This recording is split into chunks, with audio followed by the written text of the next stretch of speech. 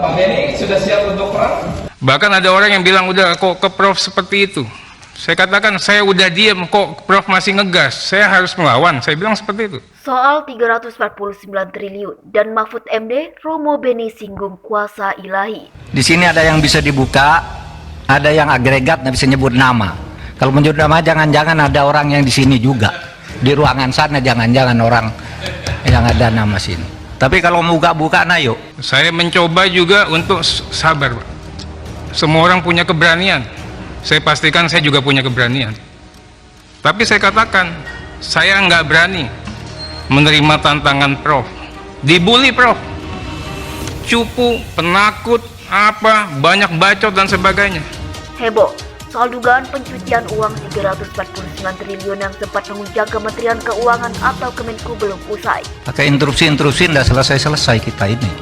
Lalu nanti saya yang interupsi dituding-tuding lagi. Saya nggak mau. Artinya kalau begitu, misalnya saya membantah lalu di sini ada berteriak, keluar, saya keluar. Menjelaskan semua hal yang Pak Mahfud jelaskan di media terkait dengan 300 triliun itu. Bukan menjawab satu persatu apa yang terjadi antara Komisi 3 dengan PPATK dalam rapat beberapa hari yang lalu, kan gitu. Itu Pak Mahfud juga pernah di DPR, kan Pak Mahfud tahu bagaimana dinamika yang terbangun dalam rapat-rapat di DPR. Tapi kalau akhirnya yang bersangkutan menjelaskan dulu dengan apa yang terjadi, dengan mengklarifikasi yang terjadi belakangan terakhir, tidak salah sebenarnya. Kolumnis kondang Dahlan Iskan menyebut bola masih menggelinding. Arahnya masih ke sudut-sudut lapangan, pemain bintangnya pun masih Menko Polhukam Mahfud MD. Berikutnya Pak, tadi Bapak menyampaikan soal RAT, Bapak menyinggung soal angin Prayitno. Pertanyaan saya, sampai hari ini datanya RAT itu perbankannya, LHKPN-nya semuanya dibuka. Kalau LHKPN terbuka, perbankannya dibuka. Kemudian safety bag-nya dibuka. Pertanyaan saya, sampai hari ini RAT itu belum menjadi status tersangka kasus apapun. Saya bekerja berdasar info intelijen. Misalnya ada kayak gini, saya nggak bocorkan di sana, tapi tahu besok akan ada demo di sana.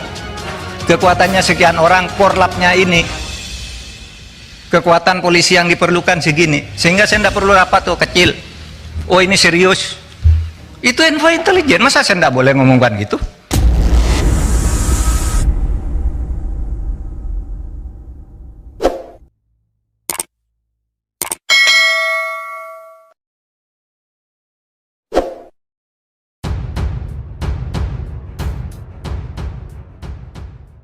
Dia itu membawakan kuasa ilahi. Demikian tulisan Dahlan mengutip ucapan Romo Beni Susetyo di Sway edisi Senin. Romo Beni menilai tanpa membawakan kuasa ilahi, Mahfud MD tidak akan mengungkapkan soal kecurigaan pencucian uang di Kementerian Keuangan senilai 349 triliun itu. Kalau hanya melihat kuasa duniawi, Mahfud bakal terjebak pada aturan prosedur dan tata krama. Kalau Mahfud berpegang kekuasaan di dunia, dia juga akan berkuat di dalam batas peraturan etika dan prosedur. Secara peraturan, Mahfud MD akan dipersoalkan. Bahkan, bolehkah seorang Menkom melakukan soal itu? Secara etika pun demikian, dan secara prosedur juga dipersoalkan, tulisan di Sway. Akan tetapi, bila masalah sebesar itu tidak ada yang melakukannya, entah bagaimana dengan hasil monitoring PPATK tersebut. Kuasa ilahi di atas peraturan, etika dan prosedur. Begitu Dahlan mengutip perkataan Romo Beni. Menurut Dahlan, Romo Beni yang juga dekat dengan Mahfud MD tahu persis reputasi, integritas, dan kemampuan menteri di era Presiden Gus Dur itu. Beni pun dinilai paham kemampuan Mahfud membuat langkah kuda agar sesuatu yang berpotensi terbengkalai menjadi tertangani. Mahfud seorang loyalis yang kritis dan berintegritas, maka Mahfud tidak terlihat getar sedikit pun. Kudanya juga bukan kuda liar, dia terlihat cukup bijaksana, tulis Dahlan.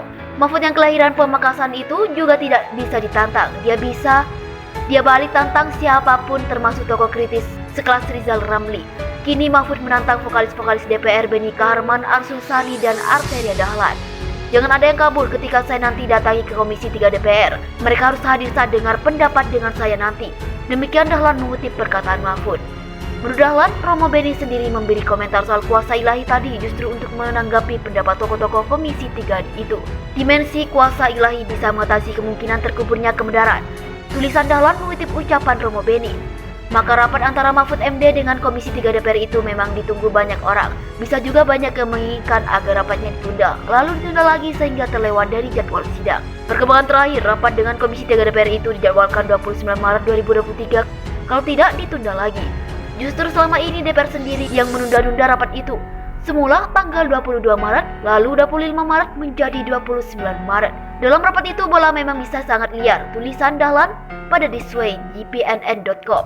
Tulisan Dahlan iskan ini dibuat pada kolom disway.jpnn.com berjudul Mahfud Ilahi.